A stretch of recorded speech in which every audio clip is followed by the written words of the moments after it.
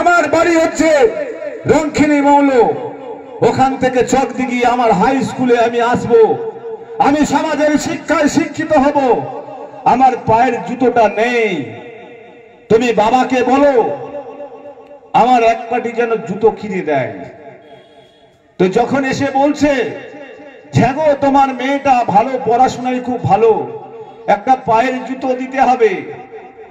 আর আমার পাশের বাড়ির অবস্থাপূর্ণ একটা ঘর আছে, তার কিন্তু মেয়ে সাইকেল কিনেছে আর ভালো জামা কিনেছে, আর তোমার মেয়ে বলছে যে ওদের এত ভালো সুন্দর পোশাক, পায়ের জুতো আর স্কুল যাওয়ার জন্য সাইকেল, পায়ে বুট লাগানো আছে।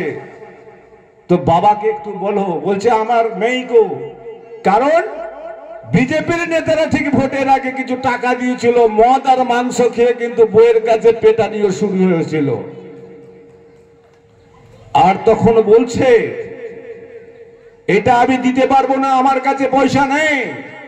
এটা মাননীয় মুখ্যমন্ত্রী মমতা বন্দ্যোপাধ্যায় ভাবলেন কে বিজেপি, কে সিপিএম, কে হিন্দু, কে মুসলমান, আমার কাছে প্রশ্ন নেই, আমি বাংলার মসনদে বসেছি, বাংলার মানুষ সময় বসিয়েছে।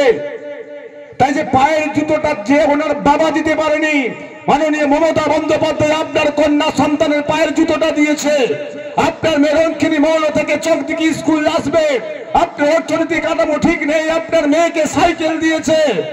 আপনার মেয়ে খেয়ে আসবে, পেটে ভাত নেই, মাননীয় মমতা বন্দ্যোপাধ্যায় রেশনের চাল আপনার বাড়িতে দিয়েছে, ফ্রিতে দিয়েছে।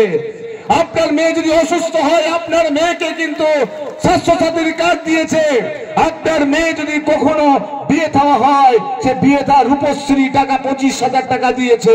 আপনার মেয়ে যদি পড়াশোনাই করতে চায়, আবার কন্যাশ্রী 25,000 টাকা দিয়েছে। আপনি পিতা হয়ে আপনি পায়ের জুতো কিনতে পারেননি, আপনি বলছেন আমি বিজেপির নেতা।